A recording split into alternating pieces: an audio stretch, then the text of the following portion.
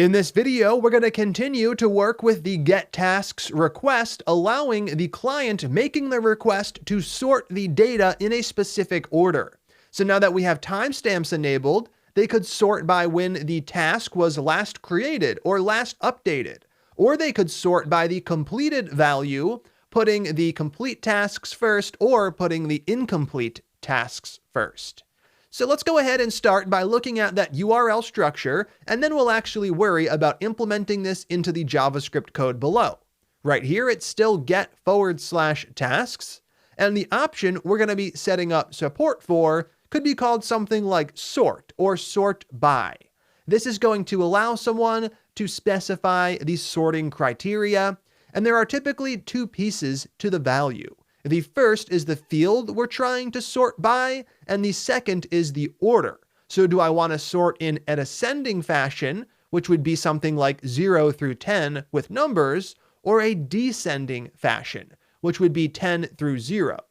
So we can specify that using the following. Right here, let's say we want to sort by the created at field. So I want to sort my tasks by when they were created.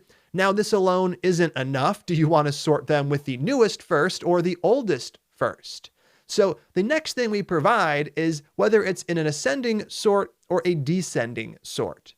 There are a few different ways you can do this. The most common is to use a character like the underscore to separate the two. So right here, created at underscore ASC for ascending, or created at underscore DESC for descending.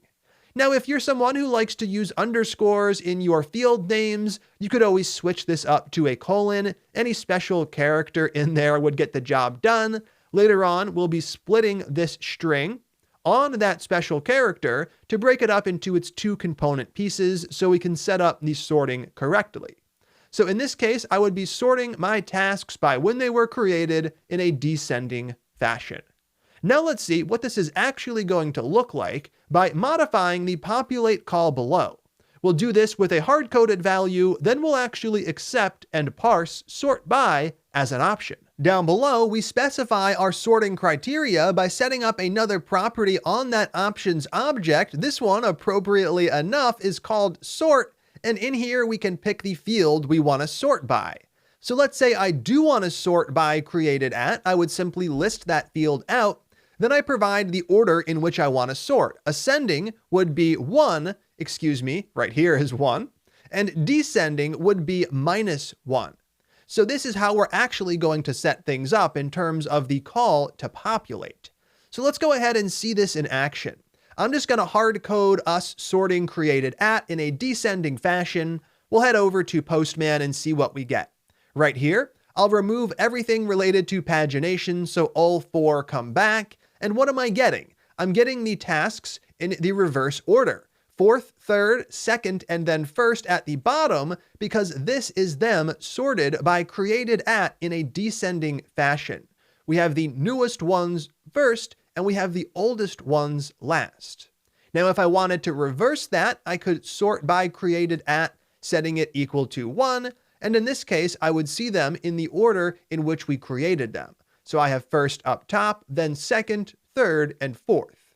Now I could also sort by something else, so let's go ahead and remove created at, and instead sort by completed.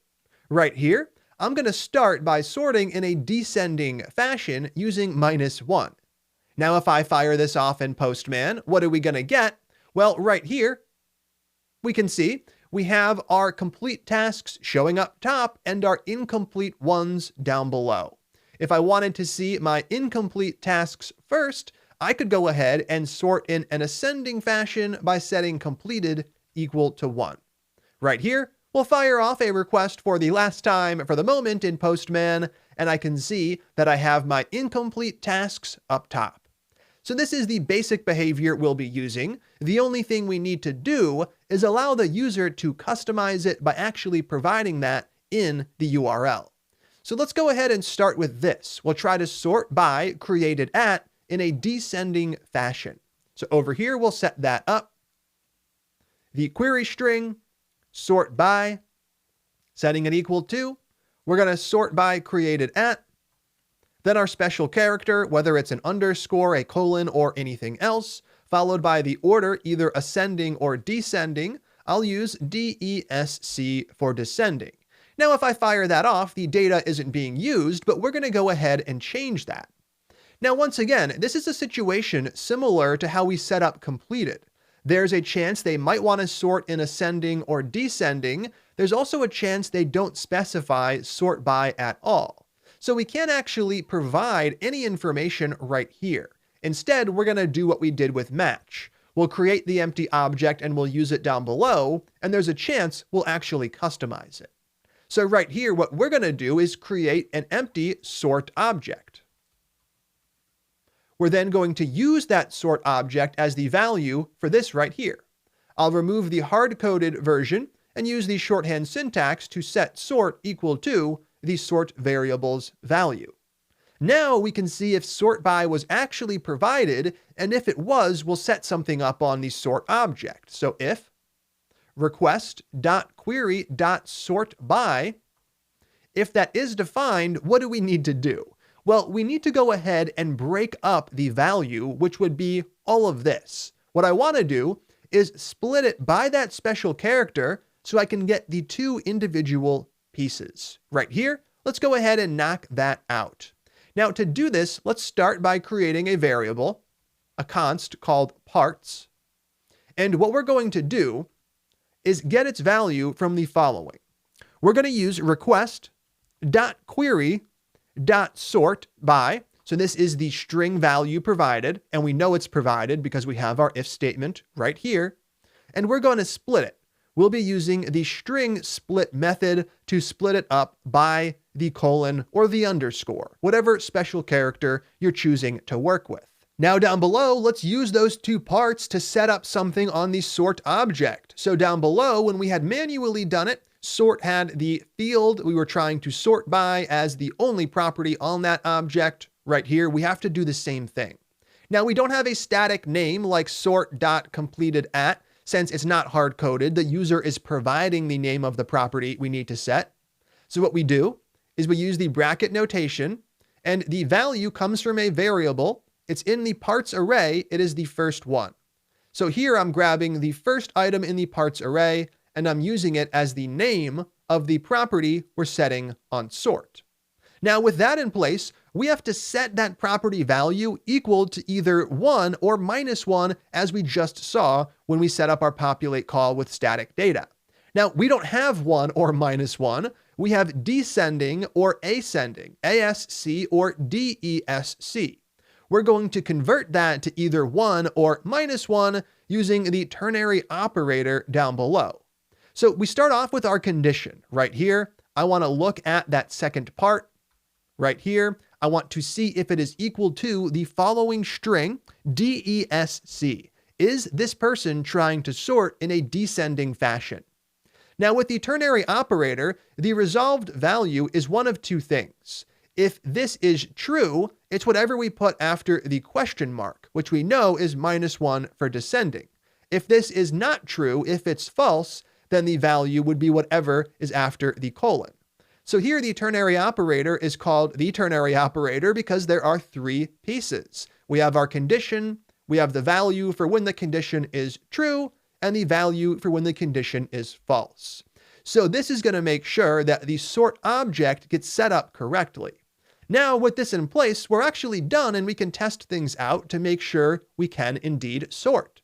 So over in Postman, we have created at in a descending fashion. I'm going to go ahead and fire that off, and down below, what do I get? That's exactly what I get. I have fourth, third, second, and then way at the bottom, I have first. Now I could swap out descending for ascending. And if I fire that off, what do I get? I can see I have first up top, followed by second, third, and fourth. Now we can string together all of the available options to do multiple things at the same time. For example, I could get all of my incomplete tasks, sort them by when they were created, and then I could use pagination to get the first 10 followed by the second 10. So with these options in place, what we're giving the client the ability to do is really customize the data that comes back. Without these options, they would always get back all of their tasks, and as I mentioned, that can get out of hand really quickly as more and more documents get added to the database. This can slow down your server, and it's also definitely going to slow down the client device. Whether it's a desktop, laptop, or mobile phone, it's going to have to request a huge unnecessary amount of data. By providing a few simple options and adding maybe 13 lines of code to our router, we were able to give that client complete control over the data they're getting back. That's going to make sure their app can stay nice and fast and snappy, and it's also going to make sure that our server isn't constantly querying and sending back thousands of records, which is going to take more time than it otherwise would need to. Now, as always, if you have questions about anything covered here, just crack open a new question in the course Q&A, and we'll get back to you right away. That's where we're going to stop for this video and for this section. In the next section, we're going to dive into a very exciting topic, which is file upload. So we'll figure out how we could upload something like a profile picture or a user account. Let's go ahead and jump into the section introduction for that one.